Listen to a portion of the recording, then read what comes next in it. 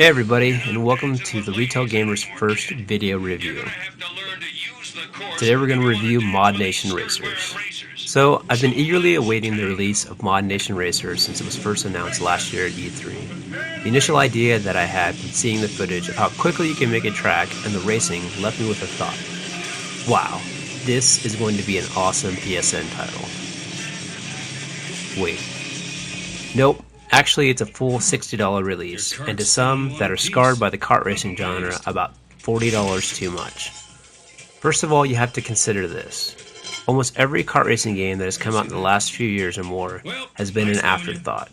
Kart racing was a genre that you use to milk a currently declining franchise until it expires or gets a reboot. Crash Team Racing, Sonic All-Star Kart Racing, South Park, NASCAR karts, the list goes on.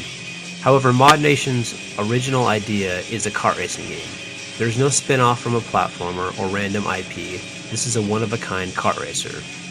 So is an original kart racing theme enough to render my or your $60? Sadly, no.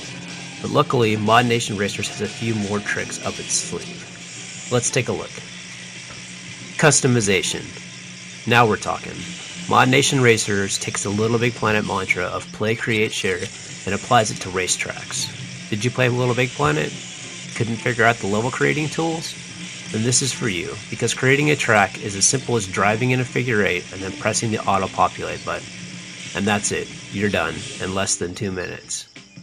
If you're the more technical type, like me, you can spend hours tweaking each bank, getting the perfect width for the straightaway, and making sure all your jumps land exactly where you want them to. Personally, I've spent about 8 hours or more in creating a track, and I can't wait for my next project. Creating a mod is a snap too. This is more reminiscent of Little Big Planet, with applying clothing items and then finalizing with custom stickers. The sky is the limit, and seeing as though the top created and downloaded mods at the moment are Mario, Iron Man, and Spider-Man, I don't see United Front bringing the banhammer down on licensed creations. Once you have a created mod, kart, or track, you can then post it online for other users to download and use themselves. Want a Mario mod? Too lazy to make one? Search for Mario online and hit download. It's that simple. Of course, a kart racer is nothing if it's not fun to play, and Modnation doesn't slouch here either. I'm just going to come out and say it. This is a better kart racing game than Mario Kart. And I know what you're thinking. Oh my god, no way he just said that. Yes I did, and I mean it. You may prefer the charm that Mario Kart has over Modnation's urban vinyl characters, but there's no denying that Modnation Racers plays like a hot knife through butter. Linking drifts together is second nature, a 3-tiered weapon system where you can hold on to the power-up and pick up another power-up and upgrade it. And of course, the shield. Yes, a shield. Blue turtle shell, be damned, because with a little skilled timing, you can deflect any attack on your kart by using your boost gauge, thus giving you a reason to keep it full even if you're in first place. I could go on, but I think you get the idea of how well made this kart racer is. But even with all of its flair, it's still a little rough around the edges. Load times. Everyone who reviews this game complains on and on about the load times. And while yes, they are quite longer than you would expect for a game like Modnation, the fun that you'll have on the other side of the load screen is worth waiting for. The mod spot is where you and a bunch of other drivers can hang out and drive around before deciding to join a race, enter the career, or go to the creation station.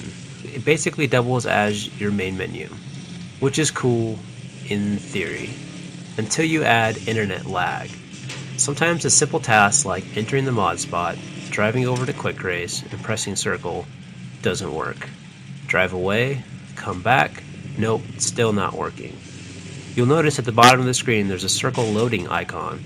This means it's trying to populate and load the mod spot, and there have been several times where I had to wait until that finished before leaving again.